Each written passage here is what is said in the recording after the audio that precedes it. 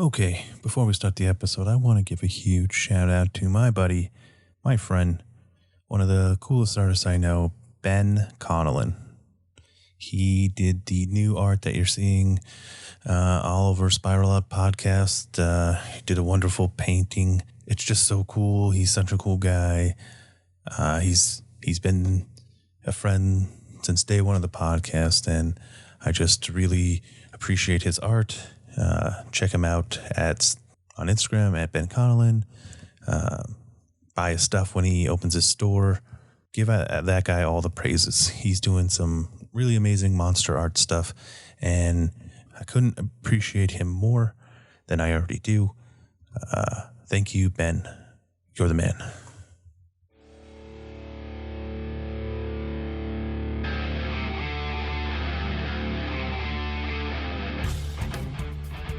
Hello, everyone, and welcome to another episode of Spiral Out Podcast. I'm your host, Chris West. On this week's episode, we have a very special guest, very iconic and legendary artist, Jimbo Phillips. Jimbo has worked with skate companies, Santa Cruz, Volcom, been doing poster art, just been around the game for many, many, many years. Comic books, you name it, he's slapped his art on it. Everyone listening to this podcast, I'm sure at some point in their life has seen a piece of art that Jimbo has done.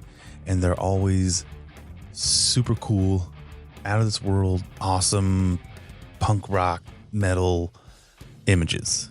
Is also the son of another legendary artist, Jim Phillips. I'm sure everybody has seen the Screaming Hand Santa Cruz art. Jimbo has taken his father's style and made it his own and made it a little more hardcore, a little more punk rock, a little more comic book, and is doing some great stuff. I was really excited to have him on the show. If you would like to see some of the images and art that we talk about in this episode, there will be a link in the episode description. I'm going to make that a thing now. It's going to take you to a blog, and you'll be able to see all the stuff we're talking about. Follow the podcast, follow Jimbo Phillips, enjoy the episode, and spiral out.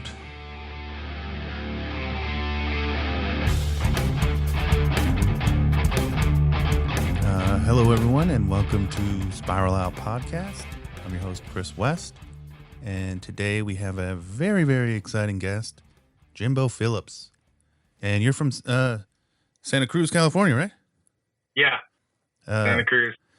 And he is a legend in the art world, in my opinion, especially where I'm from, Southern California. Your art is iconic, my friend. Oh, thanks, man. Well, I'm like second generation, right? Yeah. Your dad's Jim Phillips. He did the hand thing. Yeah. I got the skateboard back there. Oh, nice, awesome, man. Yeah. I see the little hand peeking up back there. But that's awesome. You're I think you're a legend in your own part too. You kind of took thank you. took your a similar style and kind of been doing your own thing since the 90s, right? Yeah, exactly. Bringing it a little more into, some of the punk and metal worlds, I was more into that kind of music. My dad was a little more 60s, influenced. Because you guys are obviously two different people. Is it two different companies, or is like this, like, did he start and you kind of like follow in his footsteps, like the family business type thing, or? Yeah, he started kind of a graphic art business kind of right around the time I was graduating from high school. And he hired me and a couple other young artists. And we learned a lot of the techniques and stuff. And this was all like pre-computer time. So I learned like a lot of like hand techniques and stuff. And then shortly after I learned everything, the computers came in and kind of changed the game. Right. You prefer James or Jimbo? Jimbo. That's what everyone knows me as. Right. Because this podcast kind of, we talk about a perfect circle, Tool, Pucifer art, and people that work with band and whatnot. And but you have just done so much. Specifically with this podcast, for those listening, Jimbo did the Pucifer poster for Seattle, Washington. As the last one of this leg of the tour. Tell us about that. How did that happen? I mean, I started doing posters back in the '90s. I had some bands, and I always liked rock posters. And so we'd my punk band would get like put on some bills, and I was like, oh man, I'll make a poster. And so I had a silk screen thing in my backyard, and I'd print some posters and bring them to the show. And people were kind of like, what are these? Like color flyers? And I'm like, no, they're rock posters. And like I couldn't even like hardly sell them a lot of times. People were just like tripping out on them, and but then it started kind of catching on, and then pretty soon there was kind of more and more demand for them, and then as of recently, I did a few Primus posters, That's right. and They're those crazy. got a lot of thanks, and those got a lot of circulation, and then after that, I started getting other bigger jobs.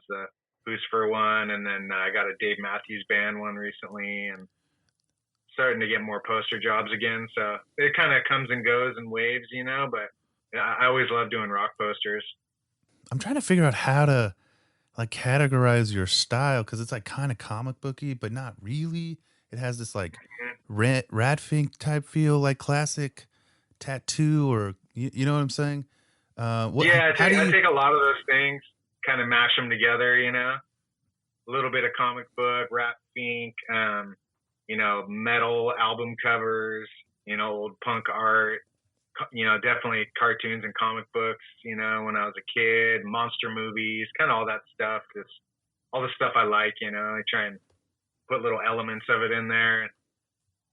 So when you're creating posters, like say the Pusa for one specifically, do they tell you anything?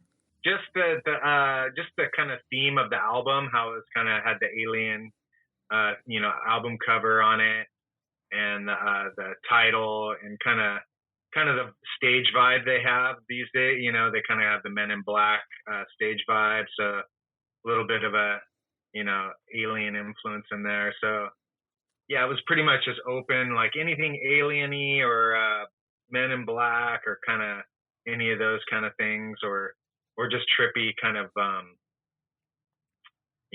space kind of stuff or something. It's pretty open.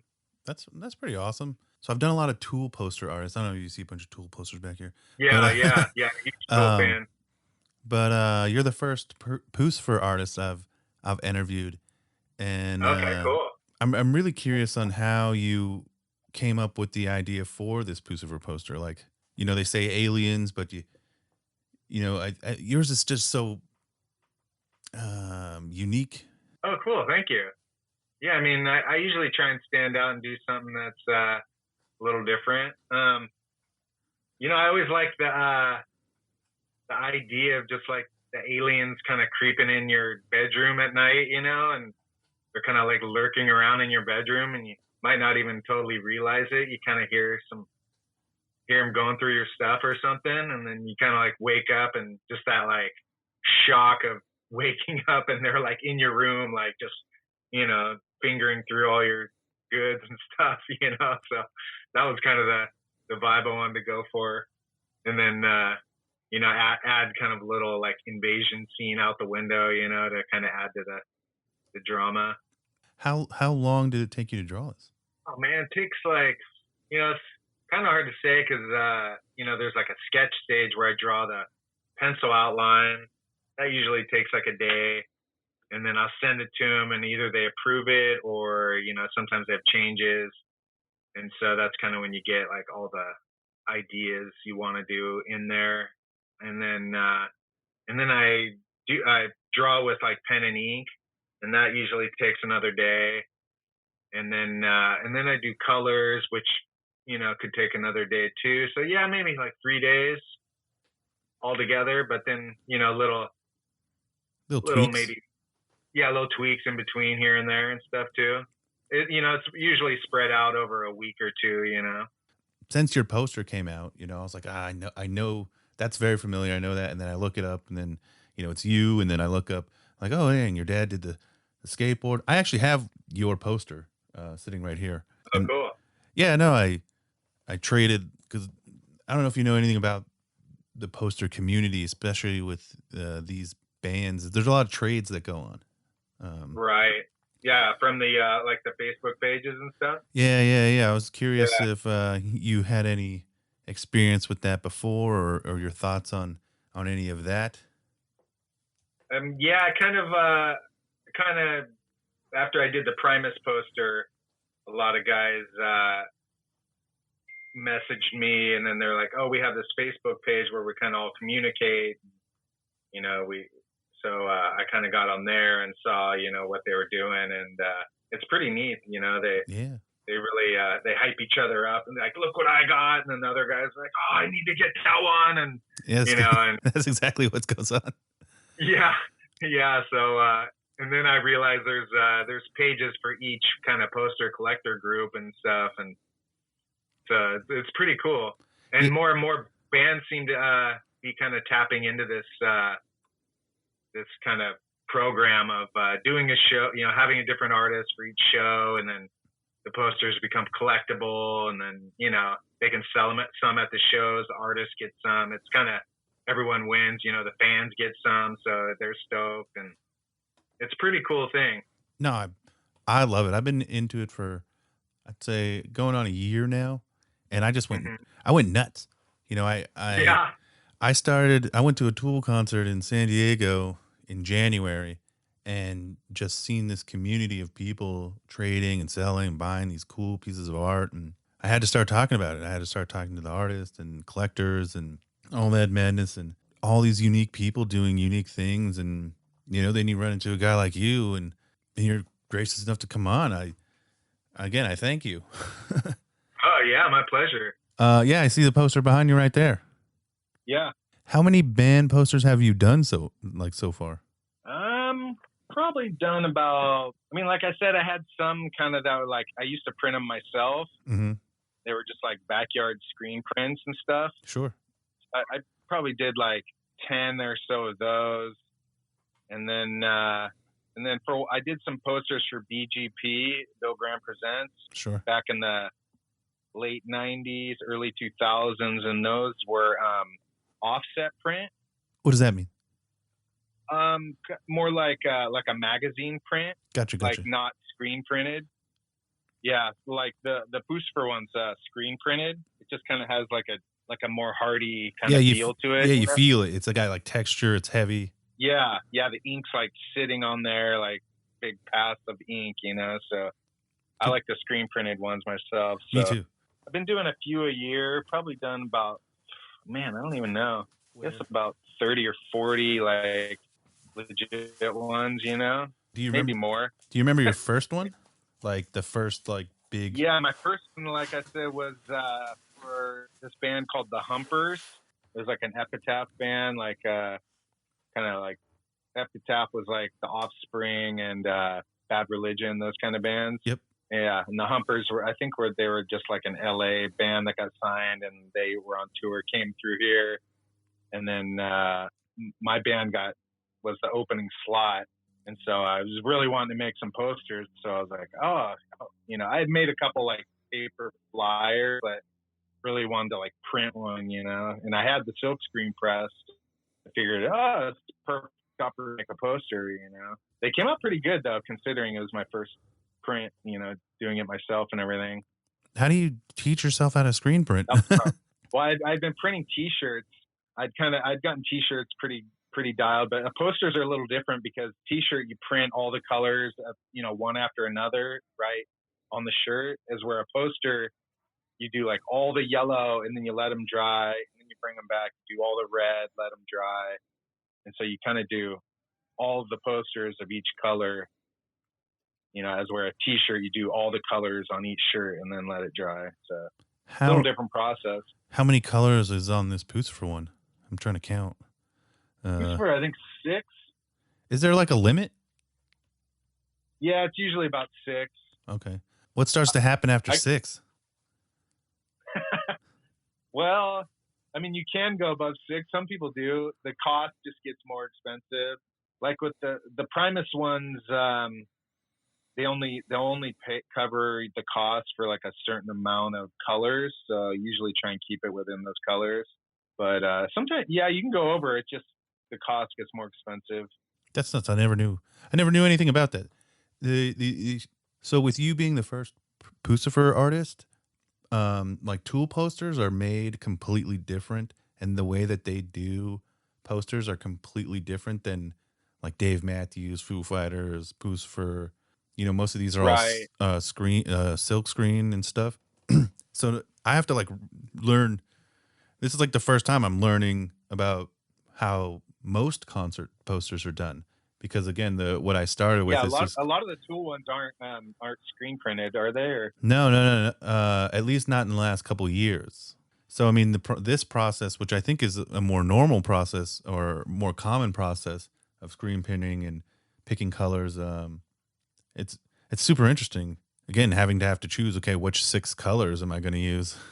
yeah, I mean, if that's the one good thing about like an offset print is like you can use as many colors as you want. It's like printing a photograph, right? They just Yeah, like all the colors kind of turn into little dots, like a magazine cover. If you look sure. real close, it's like little dots. As where like this poster, you could look real close, and there might be half tones sometimes, but usually like the black is black and the green is green, and there's no mixing of colors. It's just it creates a cool look because the green is just like a solid patch of green, so Yeah. it's really like bright and vibrant. You obviously made, I want to say a crap ton of skateboard art as well. Um, Yeah. I was watching a podcast or show where you and another gentleman were painting skateboards as you guys were talking, and Oh, okay. Yeah. I think it's up there behind your head, the one with the shark above your window right there. Oh, right. Yeah, that was with Drew Brophy. Um, the question I have is, do you tack a skateboard differently than you attack a poster? Yeah, it's a little similar, but yeah, especially if it's like painting right on a skateboard, you can be a little more freestyle and loose. Like with that shark board, I was just kind of making some stuff up as I went along.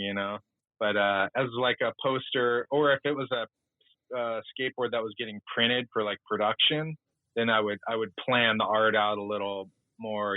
There's a little more thought you got to put into it, make sure it fits the size of the board, and then there's usually like some information they want, the name of the skate company or whatever. And Uh, but if you're just painting a board, you can kind of just do whatever you want.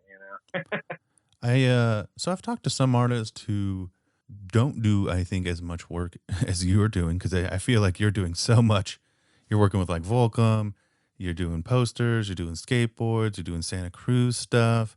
I think you're doing some Yeah. car stuff as well, right? Right. Yeah. You're just hitting it hard. Some artists that I've talked to that our work don't seem to be having fun, but I feel like you're still having fun. But Oh no, I enjoy it.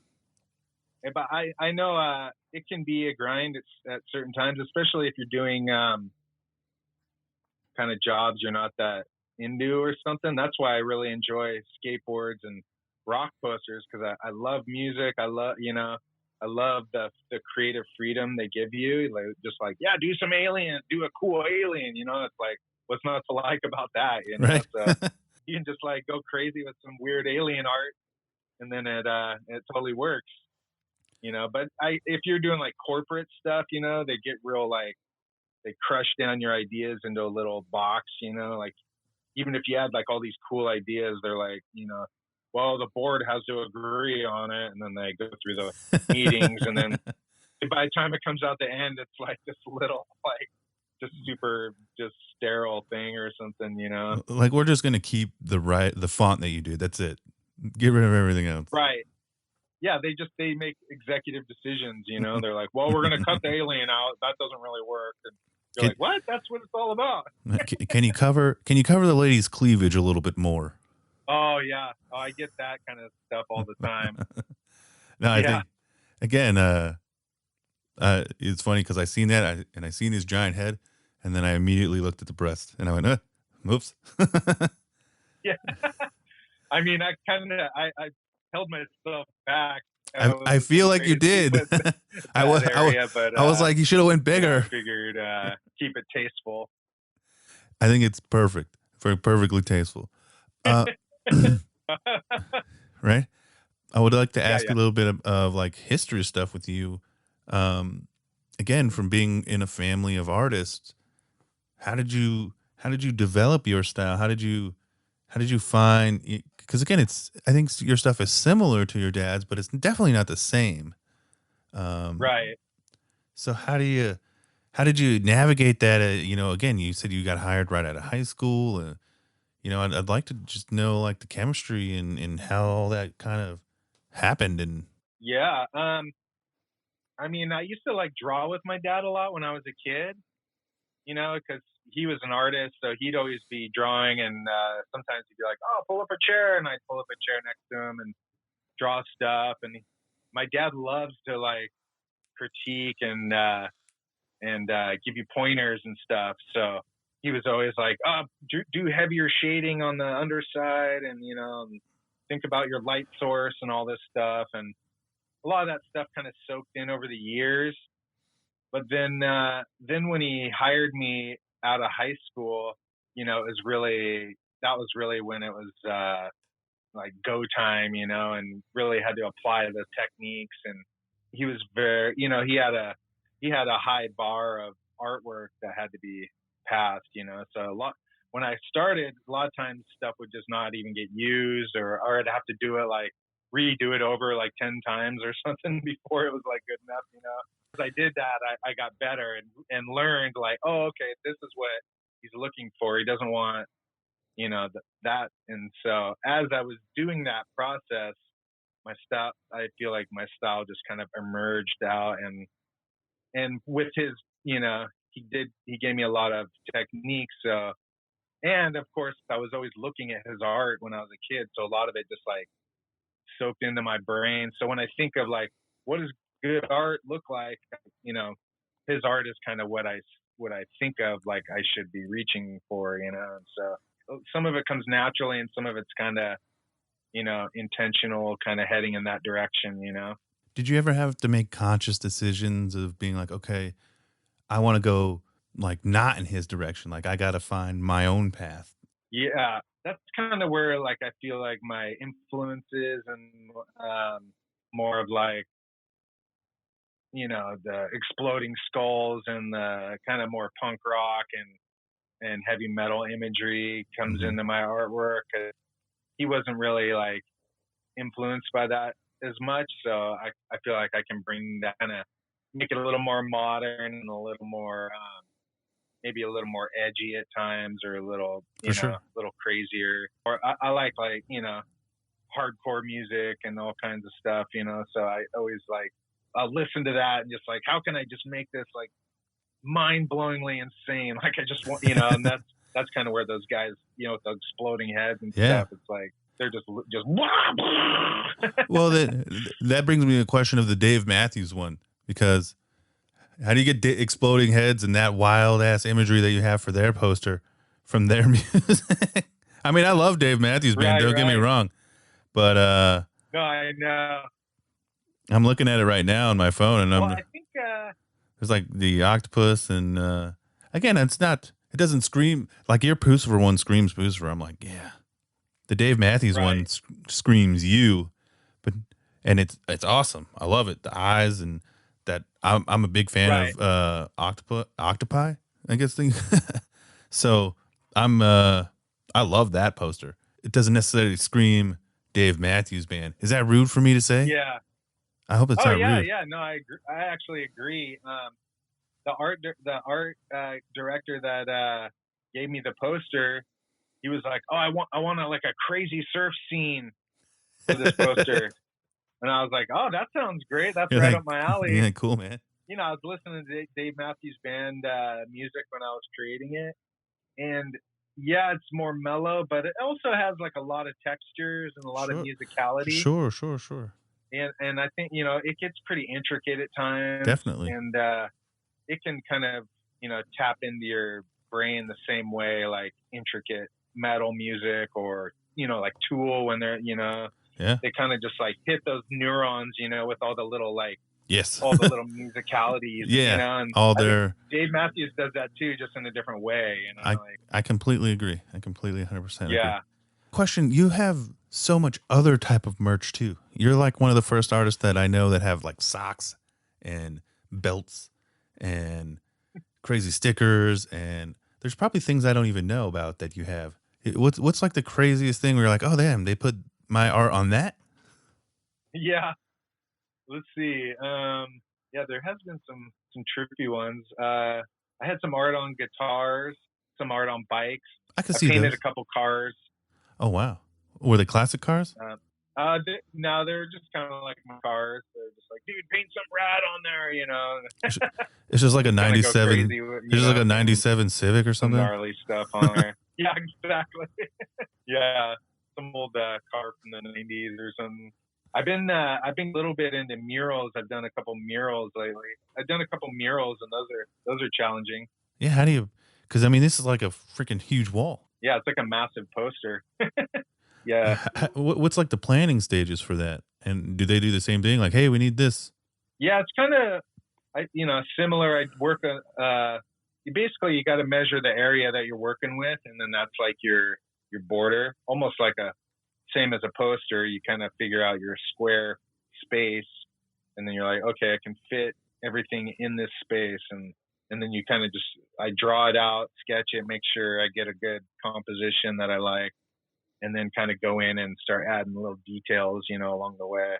Yeah, I did one. The most recent was like a Pangea seed mural. Maybe if you put Pangea seed, Santa Cruz, put my name, it might pop up. I'm looking. That was my most recent one. Oh yeah. Oh, actually, I see an octopus one. Yeah, that one. That's my most recent one. It's kind of like the Dave Matthews. Yeah, dude, I can't even draw a stick figure, by the way. So every time I see something like this, I'm like completely amazed. I'm a chef by trade. Like, it's my normal job. So like, I understand being able to plan and execute and, add things when you need to add them. But as for drawing, I think that's why I'm so interested in it, is because I have zero ability. Right. How much paint do you need? Like, how do you even figure that out? I know. Yeah, that was kind of blowing my mind too. Like, how much paint am I going to need for this? They were like, had gallons of paint, and then I'd use spray paint too. So you just like burn the spray paint cans pretty quick, Yeah, what, like 30 seconds? Yeah, they go pretty quick, man. I have a couple of friends who do. I laid out most of the color with like a roller and paintbrushes, and then gotcha. try and do the detail with the spray cans, and you can get the shading and stuff. Was there any ever a piece of art that you did that was like frustrating, where you're like, I'm pushing myself and I'm just not hitting where I want, and then you eventually did? Oh yeah, that happens pretty often. Sometimes the ideas just pop in my head, and then other times I kind of work for them, and I'll have like drafts and drafts of drawings, like that's almost there, and throwing paper away and draw it. A lot of times I'll draw something and it'll kind of be close to what I'm thinking, but not quite there, and then I'll have to, like, I'll draw over the top of it and change things, and sometimes I'll do that like over and over until kind of, you're like, look at the image, it's there, you're just trying to find it, so Have you ever had to like remix some of your dad's stuff? Oh yeah, I've done a lot of Screaming Hands, working for Santa Cruz Skateboards and stuff. All their imagery is really based in my dad's artwork, so a lot of times they want something kind of like something you did but different, so there's been like hundreds of Screaming Hand versions, on my share, and then other things he's done too. Sometimes they want a little like variation of it. My dad's retired, so he doesn't do much art anymore, so a lot of times got to kind of interpret his art. Do you ever go to him and be like, it's fun. Look, man, just help me out here? Yeah, he loves to he doesn't do much art now, so like it, when you ask him his opinion, he's ready to give it. Yeah. Um, what what do you? He's always got good ideas. So I know you say you start with sketches and stuff. Do you do any digital stuff? Yeah, yeah. I have a tablet, and usually the poster ends up in the computer at some Sure. point. Yeah. I'll draw it, and I use it on paper, and then I put it in the computer, and then you can kind of zoom in with the tablet and get in there and like fix any there's always like little spots that either glitched or something, so you can go in and smooth those out, or sometimes you can add things. You're like, you get an idea later and you're like, oh, I'll add a little guy over here or something. You can draw him in there, and yeah, it's pretty cool. The digital stuff's a great tool. I so I bought a tablet. Actually, we're doing this interview on my tablet right now, and I'm starting to experiment um, with stuff. Any pointers for people that are getting into art and getting into drawing? Yeah, I mean, it, I would say it's probably good to do a little bit every day to just kind of Sure. just like anything, repetition helps you get better. And then draw, look at stuff and try and draw stuff that you look at, even if it's someone else's art. Sometimes, I used to draw like Marvel comics and stuff and you just kind of look at it and try and emulate it. And a lot of times just that exercise of like copying it can help you. And, you would never use the art for anything, but just for fun, to, as an exercise to like, oh, let me see if I can draw the Spider-Man, and kind of try and create it. It's good practice, or whatever you want to draw. It doesn't have to be that, but How much experimenting do you do that isn't in your style? Like, do you ever do like abstract art uh, or like oh yeah, yeah, realism or anything like that? yeah, a little bit. I did. I drew a portrait of my dad one time. That was pretty fun. And then sometimes I've done like airbrushing, kind of with just like shape fades and stuff. Sure. Done some stuff like that. Or sometimes it'll just be kind of abstract, like almost like maybe a slime or rocks or something. Just kind of as like a pattern. Like I used to paint a lot of surfboards, so a lot of times you wouldn't actually draw anything that you could really tell what it was. It was just kind of like they want some color on the board, so you just kind of fudge some color around, and sometimes you get some cool like patterns and shapes, and you know, and surfboards always have to be flowy, so you'd want to get like a good flow, so that's always important too. Right. Um, Hmm. do you remember like the first iconic image you made that was used like maybe by a different company or So when I started working for my dad, like I graduated high school, and I'm like, oh man, what am I gonna do? And I'd been drawing a lot as I was younger, but never really. I didn't plan on being an artist. My dad had always told me how hard it was, and like he had a lot of like rough years that were just like low pay and stuff, and so he was like, you should go to college and be a lawyer or something. you're like, no, Dad, I want to draw cool shit. Yeah, exactly. And when I graduated high school, I didn't. I'd done like community college, and I was kind of doing that and stuff, but I didn't really see myself going to a 4-year college. And then he kind of had he needed help because the skateboard industry was booming. So Right. he's like, "Oh, you think yeah, can you help me with some art for this?" And it really opened the door for me to kind of go in, and start doing that stuff. And it was instantly like stuff that needed to be used in for products and advertisements. So like the first thing I think I did was like some lettering that was in the ad, and it was just like it said like, I forget what it said, like thrash, no, I forget what it was, but it was just like he wanted some cool lettering that he could kind of add to the ad. And it was like a picture of a skater, and then it had this lettering above it. Doing lettering is really fun too. It's kind of a whole different kind of art form as well. Yeah, because even that Pucifer one behind you, like it's like slimy, but and it pops, but it's not like it doesn't seem cartoony to me. It still seems like legit. I don't know. Still, Yeah, it's still awesome. yeah, totally. It doesn't seem bubbly. You know what I'm saying? Like Right. it's still It's awesome. kind of bubbly without seeming too bubbly, huh? Yeah. I added those. There's like a little kind of like alien texture in there. I started drawing those little circles in there, and I was like, that. Once I did that, I was like, oh man, this is like taking this lettering to the next level, you know? Did they tell you which city it was going to be in? Yeah, yeah, Did they did. Oh, nice.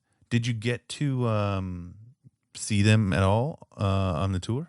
I didn't. No, I've actually never seen Pucifer live. I've seen Tool a couple times. Yeah, I've actually just kind of gotten into them recently. I had known about them just by like, you know, listening to Tool on YouTube Yeah, or yeah. something, and then Sure. they'd pop up, and I'd listen to a few of their songs, and I was always interested in like whatever Maynard's doing, whether it's like a perfect circle Right. or whatever. And yeah, I started like getting into it more and more. And then when I was drawing this poster, I listened to them probably exclusively, and it really put me in a good state of mind for drawing this stuff. Yeah, it's pretty chill music for the most part. It is. It is. I really like that. The new album they have is really, It's so good. yeah. And And Maynard always has kind of an intensity to his voice, even if it's like mellow and playful. kind It's still like super deep. You're like, oh, yeah. he's talking about, I don't know, whatever it is. It doesn't sound like it's super serious, but it's still. I mean, the lyrics don't seem super serious, but it's sad. Like, I don't know. I agree. That's all I can say. Like, Yeah. it's unique. Yeah. His delivery is like so good, you know? What other bands do you like? Are you into? Again, being from where you're from, I definitely have like some history with Bad Religion, and Misfits were big down there. Sublime is huge down there. Yeah. I mean, they're all big everywhere, but I mean, I don't know, unless you're from California, especially in the 90s and early 2000s, there were like some core bands that Oh yeah, for sure. Yeah, there's even kind of this, Pennywise. yeah, Pennywise, or Southern California sound, you know, it's Yeah. like real catchy and fast, and makes you want to just like go do something, you know? Yeah.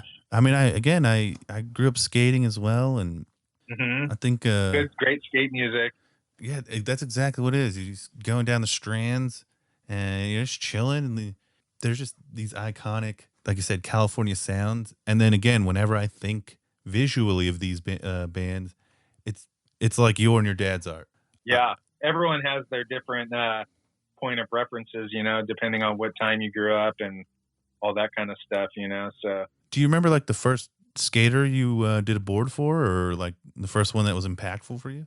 oh yeah, it was, I think it was Rob Roskop actually. I did the second face that has like an eyeball hanging out. It's called Face Two, I think. So my dad did the first one. It's like the Dude. iconic like Roscop face, and that one had been out for a while. And then I was like, oh, what if the face was like melting, you know, or like falling apart? And that kind of start. I mean, that's kind of like the start of my like eyeball popping out of the head kind of art, you know, like that was kind of a big time for me. And then once that was popular, and then I was like, oh man, I love this like melting face, eye popping stuff, you know. And so I always kind of incorporate that into stuff. Yeah, that one. Yeah. Yeah, that's the one. No, it's awesome. Rock He's got Roscoe. the tongue and the Yeah. eyeball and the brain. Dude, it's super metal. Yeah, He's missing a tooth. totally. Yeah. His brain is coming out. It's such intricate line work in my. I don't know. Again, without having a super comprehensive knowledge of how to do this, the blacks and like the lines are just so good. Like it's so intricate. Oh, thanks. Uh, Yeah, again, I work a lot on the lines. The lines are real important to me. I always want to. I like I do it in black and white, and so I get the black and white looking really as tight and as sharp and as like almost it could just stand alone in black and white. And then so when I get that like look, and then once you add color, then it really just like boom, it just pops, you know? It's so sick. I'm looking at the green, like a green one right now. It's There's different color ones. Yeah. Was the blue one the first one? No, actually, I think green was first. Even like there's like a little skull part on the side of his mouth too. It's like bone tissue. Yeah. Did anybody not like it when you started doing that? You know, maybe your dad had more classic style or whatnot. I'm sure you're still doing rad stuff, and then all of a sudden you're doing melty faces and super metal stuff. Did you ever have any issue with it? Did anybody ever be like, "Oh, it's a little too much for us"? I mean, I've gotten that before, definitely. Usually with skateboards, the radder the better. Right. So yeah, there's usually not too much throwback as far as like that's too crazy.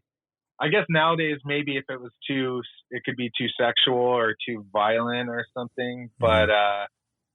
But skateboards is kind of the one thing where like almost anything goes, you know. That's what kind of drew me to him. It was just you could draw anything and it was acceptable. How many tattoos have you seen of people with your art? Oh, probably up to almost 100 or so. That's got to be quite a few. That's got to be a wild feeling, right? You're like, I drew that. I remember drawing that. Yeah. Now it's on your leg. Yeah. Yeah, totally. Yeah, sometimes people have the most like little piece of art that was like a little side piece on a poster or something, and they'll get it tattooed, and I'm just like, oh, why'd you pick that little guy? Here's something that's funny. Right, you got the pizza guy on your leg. Yeah, quite a few pizza guys. Yeah, that one's been big. No, I think it's awesome. I love to see tattoos. It's I don't do tattoos, so when someone gets a piece of my art, it's kind of a way for me to tap into that world without having to actually put them on people. There's probably more people out there than you know. For sure, yeah. Again, I mean, tattoo culture is huge, so especially in your area, you know. Big time. I've had people like say they'd let me practice on them and stuff like that, you know. Have you ever thought about getting into it? I've thought about it. I mean, you don't need to. I think if, in my opinion, like that's the thing is I don't really need to. Right? I've been busy. If I was like low on work, maybe I would tap into it. But things have been cranking along. I'm curious about tattoos are hard because you always have someone there. Right. So you always, it's like you're never alone. Like when I'm drawing, I kind of like to be alone and like have my music and like zone out. But when you're tattooing someone, you always have someone there and you kind of got to talk to them. And I'm sure it could be inspiring as well, you know, but it's a little different. No, I think no offense to tattoo artists. I think there's different people for different things. And you know, I think tattoo artists are a breed of their own. I love tattoo artists. I got a couple of good friends that are, I think, some of the most amazing tattoo artists. The stuff they do is amazing. And especially being able to do it on a person who's in pain and like stop, you know. Yeah. Your paper doesn't move unless you move it. Yeah. But exactly. But again, I just think it's like different strokes, you know. I would never want to tattoo somebody, even if I was good at drawing. I'd be like, nah, I'll just draw it and you can find somebody else to do it. Right. Yeah, it's the easier way to go about it. I've done that a few times. I'll just design the tattoo and then send them on their way and let them go get it somewhere, you know. Yeah. I prefer that. Yeah. I don't blame you. Yeah. I'm curious of what you're doing you're doing something with a car company. I'm trying to remember which one. I want to say, I don't want to get it wrong, so I'll just let you. It was Hyundai. Hyundai. They were scouting. They had a car called the Santa Cruz. That's right. I was really interested in getting one actually because it's like their midsize SUV that's really cool, but they made it a truck. Yeah, exactly. Yeah, and so they wanted to film a commercial in Santa Cruz, and then they asked if I'd be in the commercial, and then they were like, "Oh, we could get all this art designed by you, and then you could be in the commercial. It'd kind of be like a cross platform thing." And I was like, "Oh, that sounds cool." So went for it. And it was pretty fun actually. Stacy Peralta from Powell Peralta Bones Brigade, he directed it. Oh wow, I've seen the Yeah, commercial. It goes through like yeah, a couple of different people, and it shows your studio and whatnot. And yeah. you got to drive around one of those Santa. Did they give you one? Hopefully, they gave you one. No, I tried to work that in. Dude, I feel I like know. if you're in a Santa Cruz commercial, you're like the most iconic artist for Santa Cruz.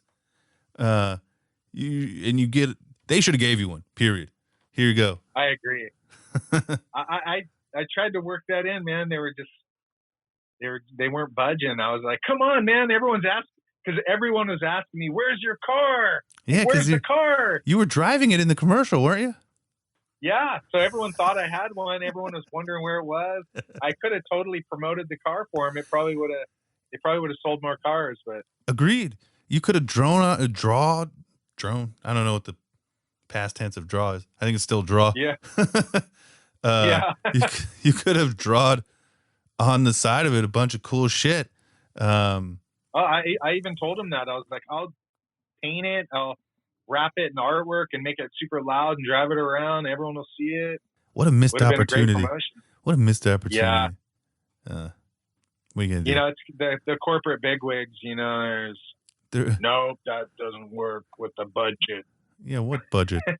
you just spent, I'm guaranteed that commercial probably cost, I mean, maybe, I'm guessing it probably costs over $1 million to make that. Yeah. Yeah. What is the Santa Cruz worth? Maybe $30,000. I know. I know. I feel like they should. Yeah, I feel like they should have gave the PA one. You know, production. Yeah, I know. Everyone should have got. Everybody gets a Santa Cruz, like Oprah. Yeah, spread them around. Right. The funny thing is no one in Santa Cruz has one because it didn't catch on. So no. That they missed the opportunity there. I feel like maybe if I was driving around, everyone saw it, they'd been like, "Dude, I'm getting one." And I haven't seen a lot of them. I think they have. Don't get me wrong. I think they're cool. With the chip, like the pandemic caused the chip shortage, and then I know they were having some problems with that, and so there might even have been a shortage of cars too. I don't know, but probably. Have you ever have you ever done any art for comic books? Yeah, one of my first jobs was for a skate comic book. My dad was producing, and that was actually the first thing I ever got paid to draw. Oh, you got to tell me what the name of that comic book is. It's called Road Rash Comics. Yeah, there was only one issue. Oh, it's got to be super rare then. Oh, it's super rare. It has like probably 10 different artists in it, and my dad he hired me to do like 4 pages, I think, and I got paid I think $50 a page.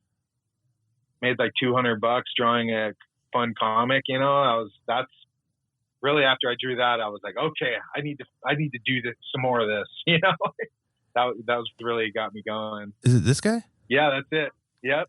Dude, if I buy one, I'm gonna send it to you. Would you sign it? Oh, definitely. Thanks. That was like 1988, I think. I don't. This may be a reprint, but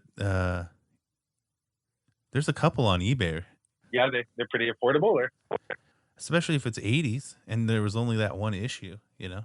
Is there a band out there you would like to work with, like that you haven't yet? I mean, I'd probably definitely put Tool on that list.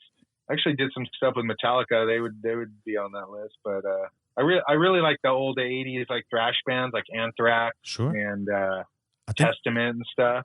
I think they're touring soon, Anthrax. At least I think somebody is. So any of those kind of bands, you know.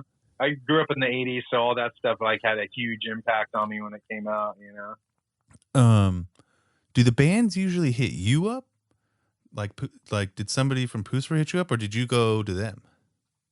It's usually they have like either a promoter or a merchandise person that's putting it together, and they'll connect the artists with the bands, and they kind of handle all the in between with the posters and make sure the band gets the posters, the artist, gets the art done and all that stuff. So yeah, usually you don't communicate too much with the band. Fair enough. Touch Yeah. on that I haven't touched on yet. The difference between what you think of like doing the regular screen printing and the foil, because that's a huge thing with people. Everybody wants a foil. I know. Yeah, the foils are huge. And the foils always sell out first. Like, yeah. When the orders come in, it's just like foil, foil, foil, foil until they're gone, and then you'll start selling some of the other one. Yeah.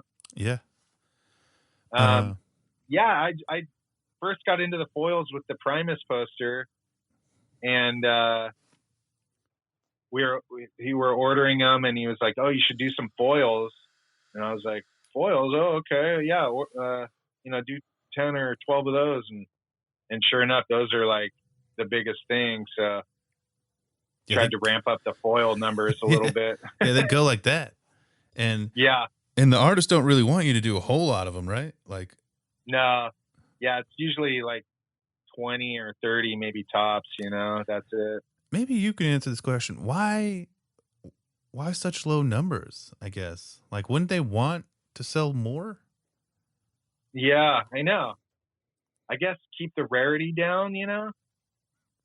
Yeah, I guess. Like that's what keeps those collectors hungry, and that when they don't get the foil, they're like, I didn't get the foil. It definitely has happened to me. I think maybe. I don't know, I've been pretty lucky. The foils, it's a pretty cool look, Is the process it's the the same? light yeah, the process is the same. It's just the foil paper, a little more expensive. Gotcha. And there's different foils you can do. There's like the lava foil and the rainbow and all kinds of different ones. There's probably hundreds of different ones you could choose from. But I know some artists do like they'll do like 70 normal screen prints, like 25 rainbow foils, and then like 5 lava foils and 4 white foils. Just curious on if you've never done anything like that. Yeah, that's usually kind of the breakdown, bigger quantity on the regular paper, and then foil is maybe 20 or so, and then maybe 5 lavas or something else. There's some other trippy ones that did you do any did you do any trippy ones on the Pusfer one? Because I only saw the rainbow and the there was just a rainbow. I didn't have a choice on that one. Okay. Sometimes I have a little more control of what the printing is. Like a Primus one, I had to order the posters myself, so I could control how many foils we had and stuff. But the Pusfer one, they did that, so I just got my foils at the end. Okay. Yeah, because I know some artists on the same Pusfer tour did have like 2 other or 3 other different kinds of foils. So I was just curious. Again, without me knowing the process. You could probably request it with the people that are printing. Like if you made sure I definitely need some lavas or something. You could probably get those in there at the beginning. Fair enough. What'd you do with Metallica? You said you did a couple of things like. It was an acoustic show they did, and it was benefiting. They have a foundation, All Within My Hands, I think it's called, and they raise money for food and charities and stuff. And so it was an acoustic benefit concert. I did the screen printed poster, and then they actually they released a live album of that show, and they put the art on the cover of the album. So that was pretty cool. So I have a Metallica album cover. that's super rad. Acoustic. Do you remember what it was called? All Within My Hands, I think. Yeah. It was 2019 or 18. I could look here. Let me see. That's fucking awesome. Yeah, there's they did an album, and you can listen to it on Spotify. They have it on there. It's a good show. That's a we got to go to the show too. It was pretty cool. nice. Where was it at? It was at the Masonic Temple in San Francisco. It was like this really old building, and it had kind of a circular, like the stage was in the middle with a circle seats kind of around it, and only sat probably a couple hundred people. So it was pretty intimate for Metallica. So they gave you free tickets to the show? Yeah. That's rad. Did you happen to get to meet? Sometimes they do that. Right? Did you happen to meet any of them or anything? I didn't. Lars was actually sitting right in front of me. I almost like fanned out on him, but I held back. It's probably smart. He was with his family, his like kid and his wife. I didn't want to be like Lars and say something stupid or something. You know? Which probably happens to him a lot. Oh yeah, all the time. Speaking of foundations, you work with one, the Grind Out Hunger. Do you want to touch on that a little bit? Yeah, it's kind of through the Second Harvest Food Bank here in Santa Cruz, and it was kind of like raising money and food through skateboarding and concerts and surfing to raise money and food for this charity that gives food to them. So yeah, it's kind of just like for all the skateboarders in town to kind of get involved and give back to the community and stuff. So it's pretty cool. We did some skateboard releases and a few events and stuff. It was a lot of fun. Nice. That's super awesome. Yeah. And it goes to a good cause, so it's just a win-win, you know. And this is something that you're involved with, and you do art for, or you sell art, and the money go. Like, I'm just curious. Yeah, I usually just donate some art to. Like, they did a skateboard release, so I just designed a skateboard and just gave them the artwork and let them raise the money for the cause. And nice. So again, it's win-win. How much? I like doing stuff like that. How much like personal commission work do you do, like that isn't involved with a company? I do about 25% of that kind of stuff. Yeah, I definitely still take it on when it's something I'm interested in, or people that are cool or whatever. Sure. I'm just curious. People out there that may need something that are listening. These artists are approachable. Yeah, definitely. Yeah, people hit me up on Instagram a lot, and oh, can I get something? Sometimes I used to just, when I was younger, I'd take on everything, and then sometimes that would backfire. So right. I try and be a little more choosy nowadays, just because otherwise I just like drown myself in jobs, So I can't even imagine. And again, the kind of work that you're doing is, again, those lines and details, and you say it takes 3 days, to do a poster. If everybody's asking you every day, I mean, I'm sure you're backed up right now. I'm surprised you even did the podcast. Yeah, I mean, it does. Like Fridays are usually good because I try and keep my schedule light, and so I can always work in a podcast or a meeting or something. So sure. Last couple of questions. You have your own, like you have the Pooser for a poster behind you. You pulled out the Metallica one. Is there anything that you collect other than you and your dad's art? Yeah, I'm actually kind of a hoarder. I've been collecting since I was a kid. Like my dad was into collecting, so he kind of turned me onto it early. So I mean, I collect toys, I collect albums, I collect posters, skateboards.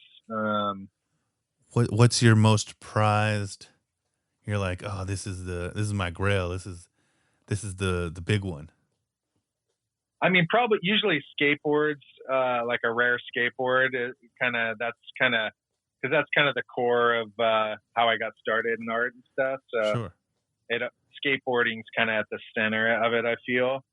But I mean, I get on little tangents of like collecting this or that, and like lately I've been buying these little. Have you seen Super 7, the little action figures they make?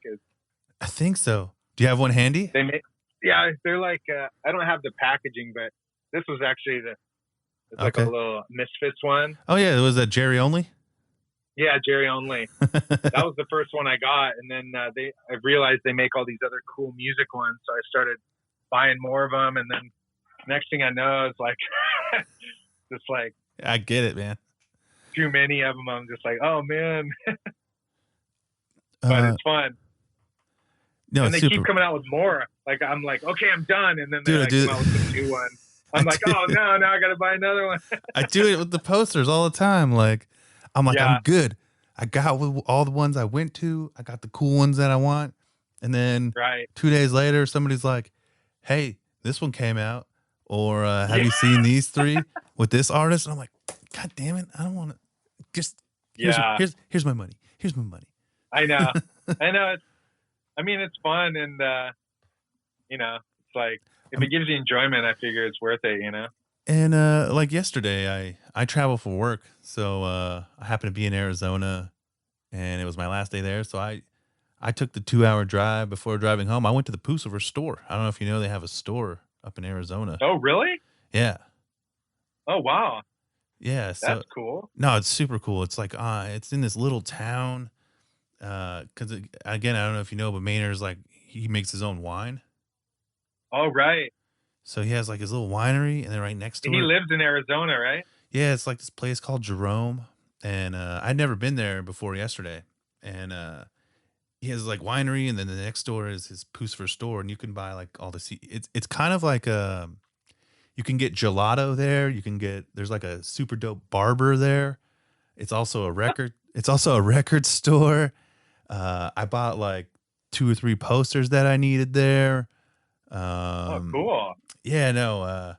What else they got? They got all their shirts, all anything related to the band and other cool Wow. shit.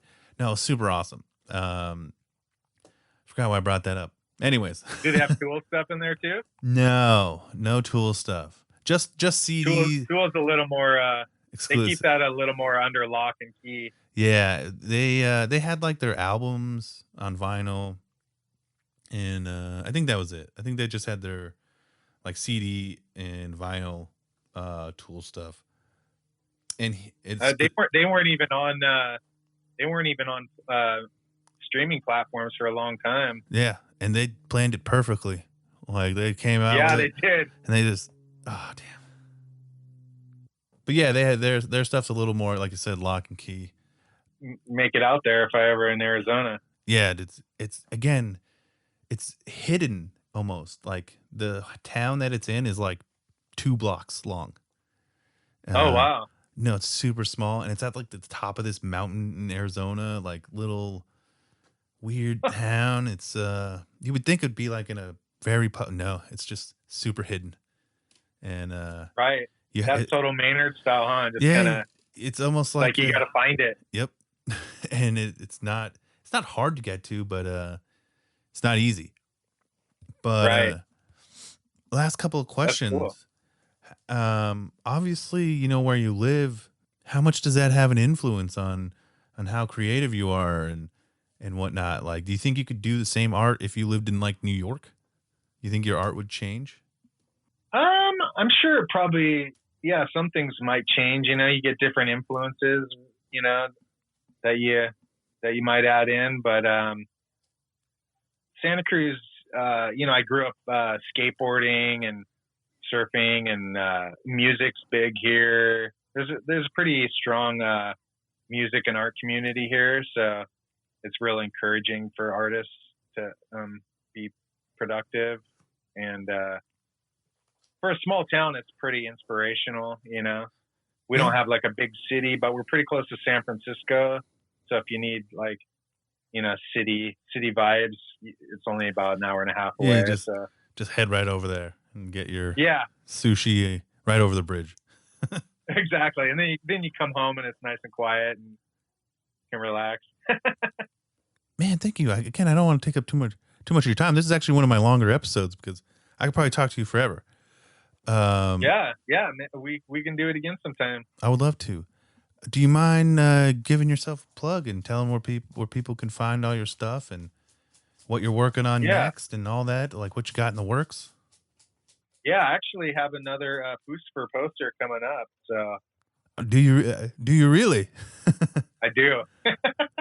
It's for October. I guess they're gonna have another little leg of the tour. They are. I have tickets for their last show in Arizona. I'm guessing yours is probably going to be the first one in San Francisco.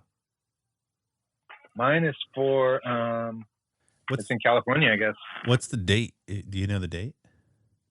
Yeah, October 18th. Are you sure you want to say this? I think it's all right. Yeah, probably. You're not able to show me what you've done, are you? I know the people won't be able to see it because I don't do video, but that'd be really awesome. Oh, you don't? Oh, okay. I mean, I could take it. I'll give you a little sneak peek. It's kind of a. Oh, bro, that's fucking sick. Yeah. Yeah, it's a little even more over the top than the last Dude, one. It's so good. Oh, is that where it's at? Yeah, Escondido. Oh, okay, cool. That's so cool. Thank you for showing me. Yeah, for sure. Now I'm so excited. Yeah. Again, when you get into collecting something and you get some exclusive information, I feel special. But, yeah. Now you got the inside scoop, dude. So people can follow me on Instagram. There you go. At Jimbo Phillips, and then my website jimbophillips.com. That's where I have my web store. I have posters, T-shirts, stickers, toys. Yeah, a lot of different stuff. Skateboards sometimes. It kind of circulates different products, but it's always got plenty of stuff on there to look at. And it's all cool stuff. Whether it's you got some posters if they're not sold out already.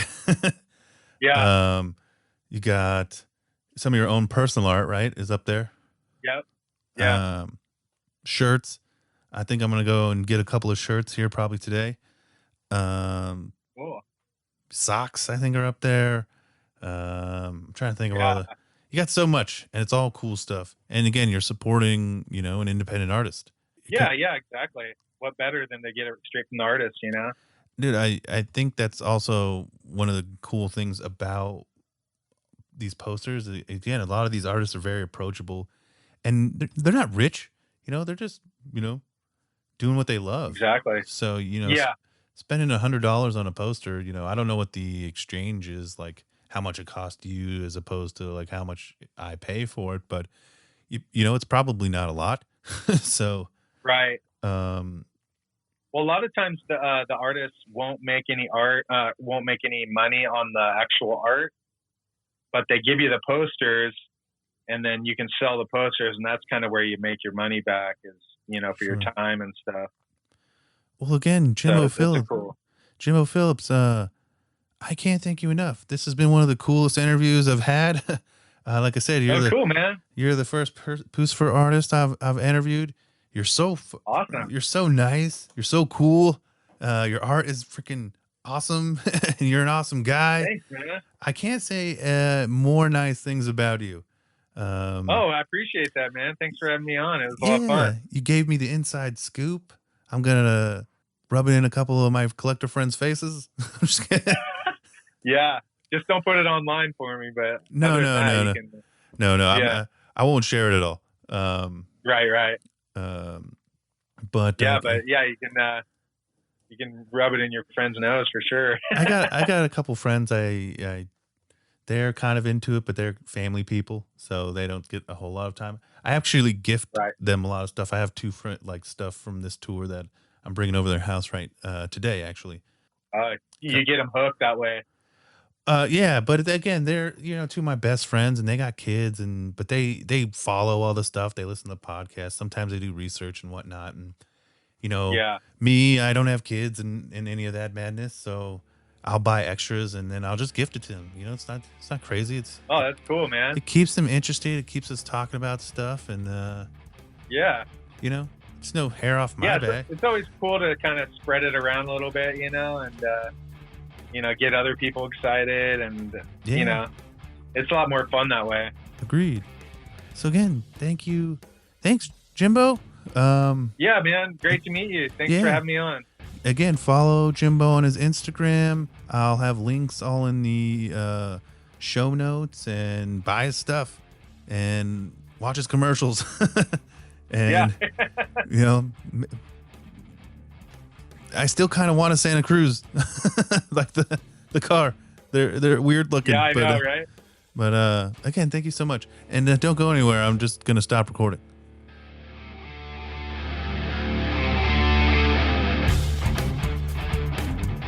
Spiral Out Podcast is produced by me, your host, Chris West, edited by me, researched by me.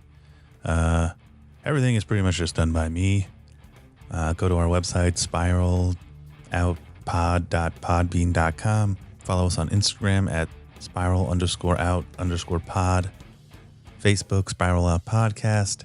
And again, if you want to see some of the images associated with this episode, click the link in the show notes and it'll take you there. Again, thank you for listening. Spiral Out. Pod dismissed. Wait, that's another show.